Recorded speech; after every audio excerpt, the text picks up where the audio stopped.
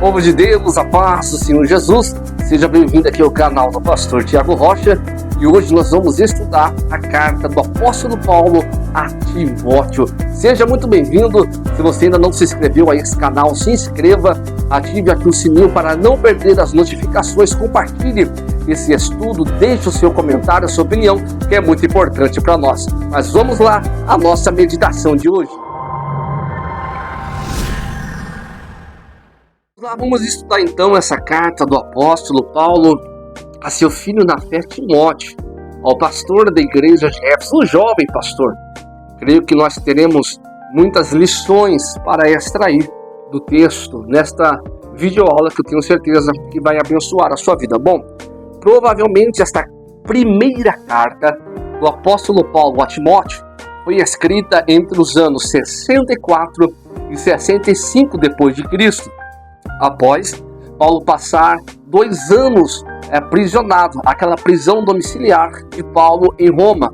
Logo após 2 anos de estar em sua residência em Roma, Paulo decide então escrever uma carta, uma orientação, uma direção a Timóteo. Timóteo que está na cidade de Éfeso. Bom, quando nós falamos acerca dessa carta que Paulo escreve a Timóteo, é bem provável que Timóteo ele teve a sua aparição auxiliando o ministério do apóstolo Paulo na Macedônia. Quando a gente estuda a Bíblia, em Atos 16, nós vamos ver a segunda viagem do apóstolo Paulo, quando ele se separa de Barnabé por causa da briga de João Marcos. Barnabé vai para um canto, o apóstolo Paulo segue então querendo ir para a Ásia, lembra do texto? Mas a Bíblia diz que o Espírito Santo o impede de ir e aparece para ele um varão macedônico durante a noite e diz: olha, atravessa a Macedônia e ajude-nos.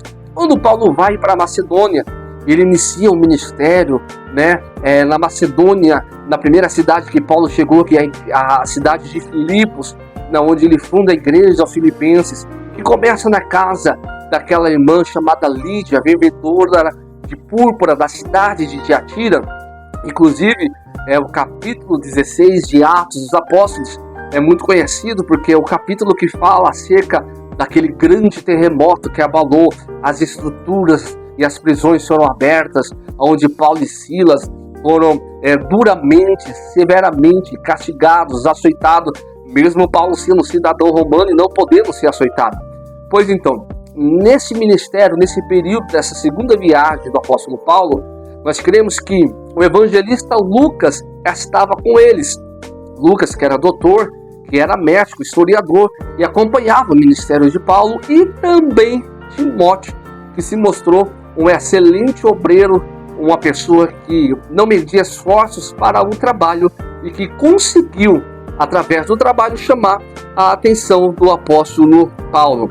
Quando olhamos a trajetória de Timóteo, nós vemos que Timóteo ele mostra ser um servo fiel e temente a Deus e fiel ao seu discipulado, fiel ao seu instrutor, fiel ao seu pastor, que nesta ocasião está sendo o apóstolo Paulo.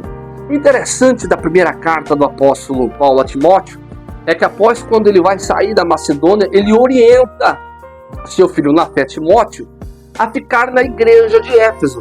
Só que o que vai chamar a atenção nesse texto, eu quero que você preste bastante atenção, é que Timóteo ainda é um jovem para ser colocado à direção como um pastor da igreja de Éfeso. E olha que a igreja de Éfeso era uma igreja difícil de se pastorear. Primeiro, pela sua cultura, a cidade de Éfeso tem a sua fama, é conhecida pelo templo da deusa Diana, uma cidade totalmente comercial, totalmente movimentada, onde vinham pessoas de várias regiões à cidade de Éfeso para conhecer o templo de Diana, as sacerdotisas de Diana, que se prostituíam dentro do templo, oferecendo sacrifício a esta deusa chamada Diana. Então, quando aparece uma igreja dentro dessa circunstância, é natural o sistema ir contra esta igreja, é natural os idólatras irem contra esta igreja. A pressão social A pressão governamental em cima da igreja de Éfeso é pesada. Então, como pode Paulo, sabendo disso, mandar Timóteo, que ainda é um jovem, pastorear a igreja de Éfeso, uma igreja com problemas? Lembra da carta do apóstolo João ao Apocalipse, capítulo 2, quando Jesus fala para o pastor da igreja: olha, tenho contra ti que tenham deixado o primeiro amor. É uma igreja fria, uma igreja onde o amor se esfriou, uma igreja que precisa se revestir das armaduras de Deus, como o próprio Paulo escreveu aos Efésios, capítulo 6, a partir do verso 10. Então você vê que não é uma igreja que está iniciando, mas é uma igreja que requer uma grande responsabilidade de ser pastoreada. E Paulo olha para Timóteo, que ainda é um jovem na fé, que está seguindo o seu ministério, e orienta: olha, Timóteo, vai para Éfeso e você vai pastorear esta igreja. O que acontece aqui? Paulo, o apóstolo Paulo, ele reconhece o ministério de Timóteo.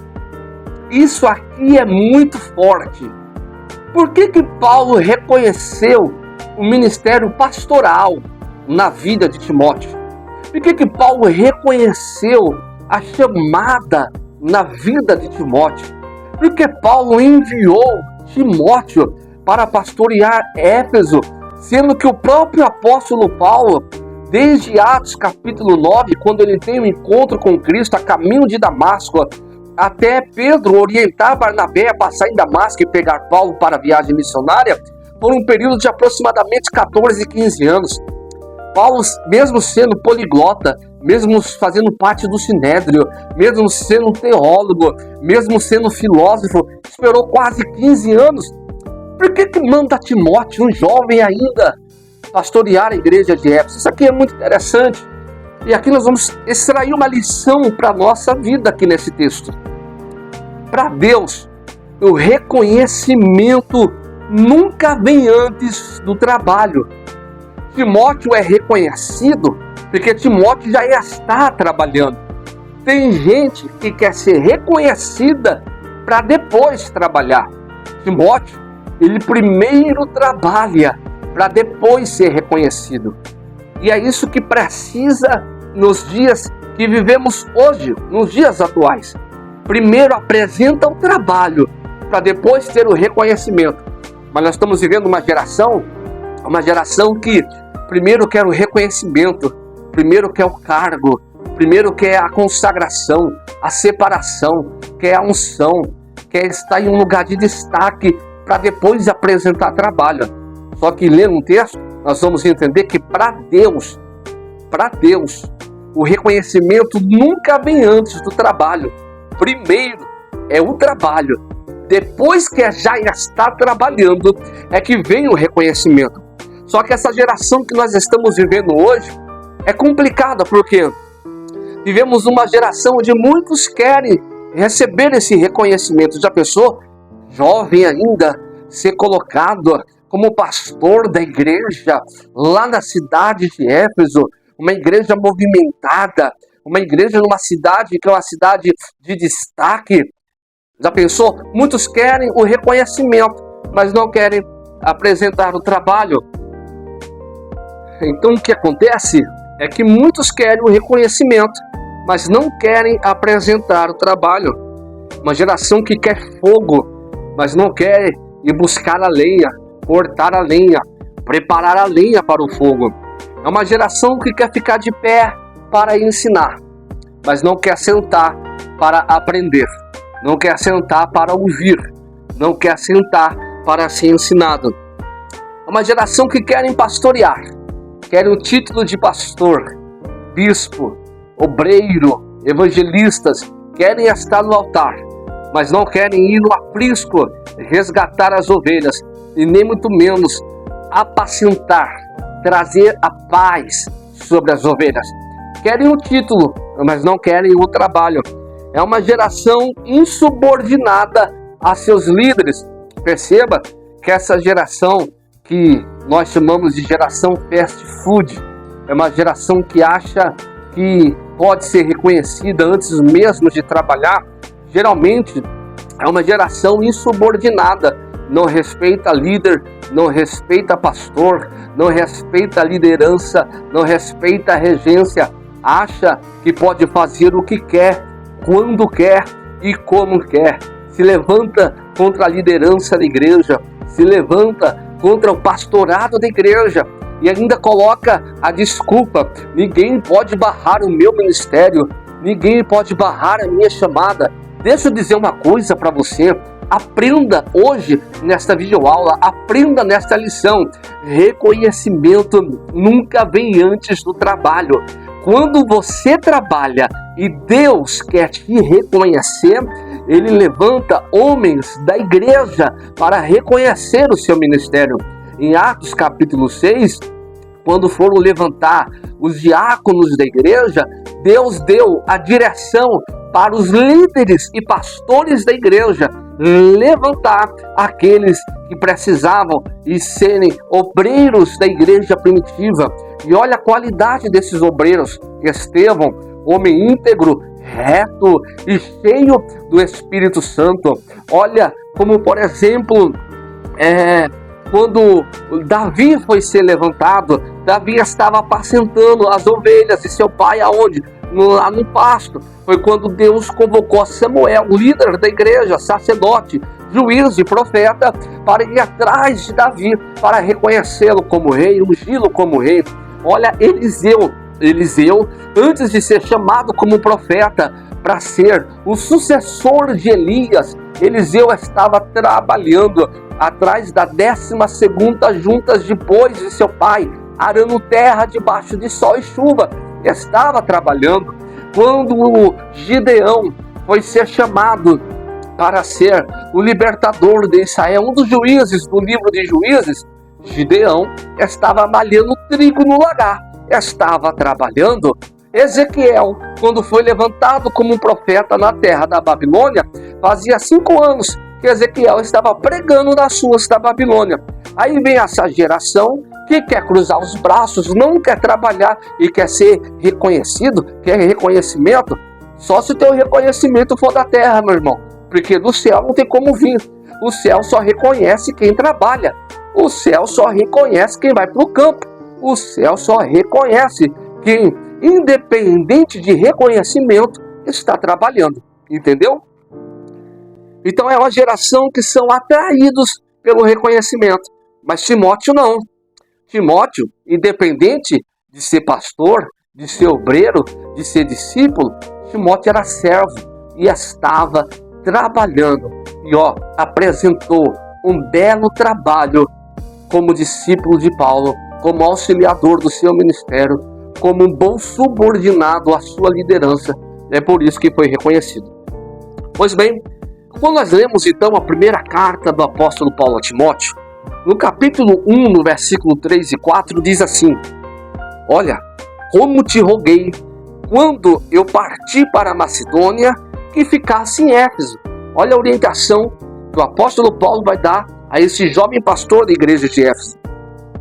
Para advertires a alguns que não ensinem outra doutrina, nem se deem a fábulas ou genealogias intermináveis, que mais produzem questões do que edificação de Deus, que consiste na fé, e assim o faça agora. O que Paulo está dizendo para Timóteo na primeira carta do apóstolo, no capítulo 1, no versículo 3 e 4? Está dizendo: olha, como eu te pedi quando fui da Macedônia para que você ficasse em Éfeso, eu te advirto, ó pastor da igreja, não aceite, não tolere, não permita que pregue-se outro evangelho, outra doutrina que não seja a doutrina ou o evangelho de Jesus. Porque estão vindo muitos trazendo fábulas, histórias, testemunhos, não é nem testemunhos, é testemunhos. E então querendo ensinar a igreja de uma outra forma. Eu sei que tem muita gente que não vai concordar comigo, mas a Bíblia diz em Malaquias capítulo 3, versículo 6, que Deus é suficientemente para tudo. Ele não muda. Apocalipse capítulo 1 diz que ele era, é e há de vir. Ele é aquele que era, que é e que há de vir. Ele é o alfa e o ômega, o princípio, o meio e o fim. O que Jesus disse em Marcos capítulo 15, 16, se não me engano é 16, 15.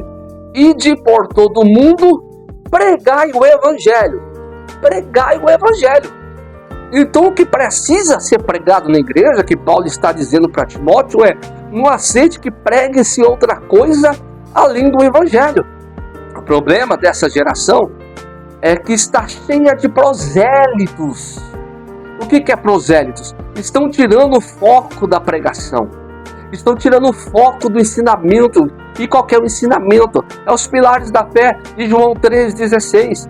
Deus muda, Deus liberta, Deus salva, Deus transforma e leva para o céu. Este é o evangelho que precisa ser pregado. Jesus, ele cura, é só olhar para a Bíblia. Em Marcos capítulo 2, Jesus curou um paralítico que desceu pelo telhado. Em Lucas capítulo 18, 19, ele curou o cego Bartimeu. Em João capítulo 9, ele curou o cego do tanque de Siloé. Em João capítulo 5, Jesus curou o paralítico de Betesda. Em João capítulo 11, ele ressuscitou a Lázaro. Em Marcos capítulo 5, ele curou a mulher que estava com fluxo de sangue, ressuscitou a filha de Jairo. Então Jesus, ele tem poder suficientemente. Lucas 1,37, porque para Deus nada é impossível. Então a mensagem que eu preciso pregar, a mensagem que eu preciso falar é Jesus, não tem outra mensagem. Não adianta eu querer adulterar esta mensagem e trazer costumes, trazer tradições, trazer fábulas que não edificam, que não são princípios, nem ordenança de Deus. Não adianta. Sabe o que nós vamos ter? Igrejas cheias, templos cheios, mas de pessoas vazias. Vazias por quê? Porque não há pregação da palavra. E a palavra é que alimenta. Olha o que a Bíblia diz. A fé vem pelo ouvir e ouvir a palavra de Deus. Então, se eu deixo de pregar a palavra, eu não produzo fé no povo. E Paulo estava com esse problema na igreja de Éfeso, porque muitos estavam querendo se achegar e trazer fábulas, idolatrias, costumes pagões, costumes que não eram costumes de Deus. E Paulo admitiu o pastor da igreja, dizendo: olha, Timóteo, tu foi reconhecido pelo teu trabalho, homem. Então não aceite que se pregue outra mensagem a não ser o evangelho. E Paulo ainda vai dar uma cutucada, e muitos estão querendo aí expor conhecimento através das mensagens de genealogias que mais trazem questionamentos do que edificação a Deus. Eu vou dar um conselho para você, uma orientação bíblica. Se a tua mensagem, se a mensagem que você prega, se a mensagem que você transmite traz mais questionamentos do que edificação, fique quieto, não pregue. Se as suas palavras não trazem edificação para quem te ouve, fique quieto. Se a sua mensagem que você prega, a mensagem é de Deus, mas se a mensagem que você prega, se o que você transmite, se as suas palavras trazem mais questionamentos e dúvidas, fique quieto. É o que Paulo está dizendo para Timóteo. Timóteo, se essa geração, se esse povo que está vindo aí quiser trazer mais questões que produzem dúvidas no povo, mais mensagens que não trazem edificação, manda ficar quieto. Ô pastor, não deixe pregar na tua igreja quem traz questionamento e não traz edificação. Ô pastor, é de você que Deus vai cobrar. Ô liderança, é de você que Deus vai cobrar. Ô liderança, é de você que Deus vai apertar o parafuso, a coisa vai ficar esquisita se você aceitar colocar para falar quem não traz edificação para casa. E deixa eu falar, Deus cuida da casa, Deus cuida das suas ovelhas. O próprio salmista falou, ele é o nosso bom pastor. João capítulo 10, ele é o bom pastor que cuida das suas ovelhas. Então toma cuidado. Outro conselho que Paulo vai dar para Timóteo, esse jovem pastor da igreja de Éfeso.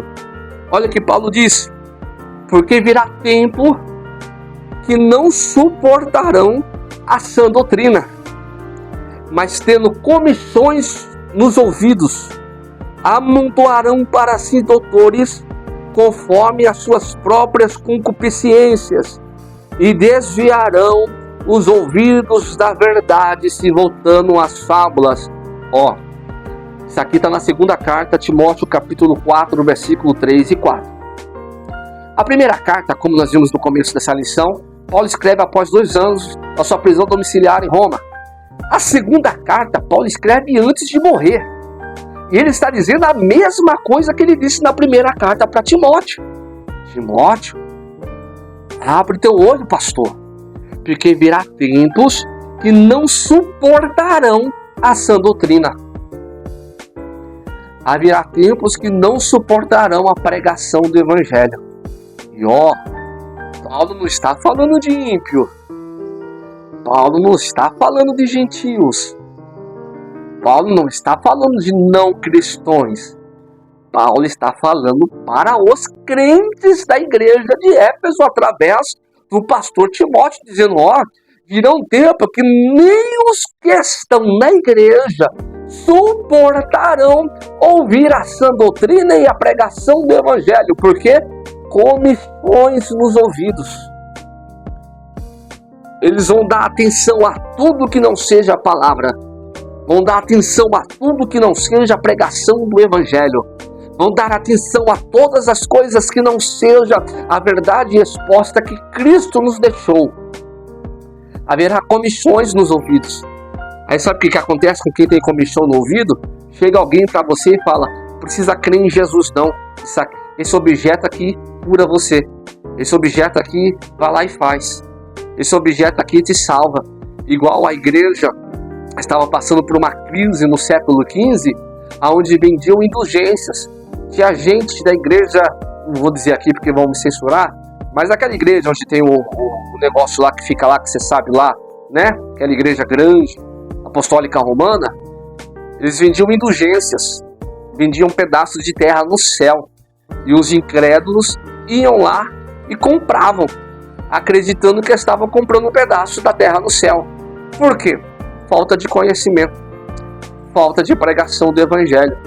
É por isso que no século XV, Martinho Lutero, ele se questionava acerca do perdão, porque ele não encontrava alguma palavra que fosse suficientemente capaz de trazer alívio para a sua alma e convencê-lo que ele estava perdoado de seus pecados.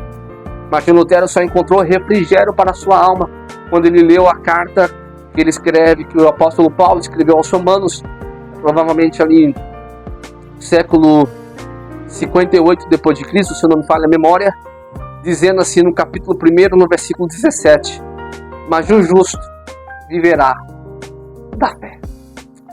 Palavra de Deus é o que precisa ser pregada.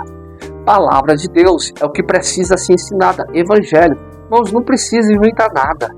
Pode ficar com raiva de mim, pode falar o que quiser, mas a verdade é essa. Não precisa inventar nada. É só pregar a palavra de Deus. O problema é que nós estamos em épocas que as pessoas não querem mais ouvir a palavra de Deus. Mas eu quero crer, como pastor que sou, como cristão que sou, como pregador que sou, que Deus levantará uma geração de Timóteos que vão pregar a verdade e que vão falar, fábulas aqui não, falsas doutrinas aqui não, apostasias aqui não, falso evangelho aqui não. Tem uma igreja convertida na palavra de Deus, mas não uma igreja cheia, mas de pessoas de mente vazias, a qual o diabo fica ludibriando e colocando comichões nos ouvidos. E não para por aí não. Paulo ainda escreveu na segunda carta a esse filho na fé, Timóteo, no capítulo 4, no versículo 2, dizendo, olha Timóteo, pregues a palavra em tempo e fora de tempo, porque essa palavra, ela redarguas, ela repreendes, ela exorta com toda longanimidade e com toda doutrina. Pregue a palavra em tempo e fora de tempo. É isso que Paulo expressa nesses versículos que nós lemos ao seu filho na fé, Timóteo. Nós vamos ficar por aqui com essa primeira parte, essa introdução, mas nós vamos voltar aqui com a segunda parte, com a segunda lição, com a segunda videoaula sobre esse jovem pastor que muito tem a nos ensinar e sobre a sua trajetória ministerial, tá bom? Deixa aí os seus comentários, o que você achou desse estudo, dessa videoaula. Deixa aí a sua opinião, compartilha essa aula, compartilha esse vídeo. Isso nos ajuda a trazer engajamento para o canal e nos motiva também a produzirmos mais materiais, porque sabemos que está chegando alguém que está interessado em aprender a palavra, tá bom? Deus abençoe, fique com ele e a paz do Senhor Jesus.